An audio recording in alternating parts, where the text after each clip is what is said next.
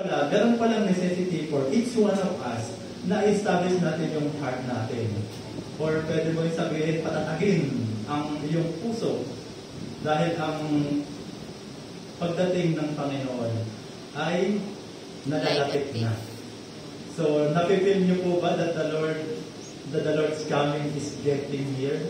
Amen. Araw-araw po yan lumalapit kasi nai-spend every day eh. So, every day the coming of the Lord is drawing near. Ito pong words na to ay nasulat, let's say, almost 2,000 years ago, and is still true sa ating pong kapanahunan. Kasi hindi pa naman dumating si Lord eh. So, paano po natin gagawin? Ito po paulit-ulit kong sinasabi. Dahil minsan nakakalimutan po natin. Kailangan po natin ma-establish ang ating spiritual life, ang ating strength by having the Word of God in us.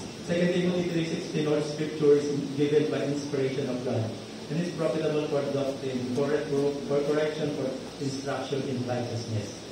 So, all Scripture, ano po ba yung all Scripture? Yan po yung Old Testament and New Testament natin. So, wala po tayong pinipili. Yung pong Old and New Testament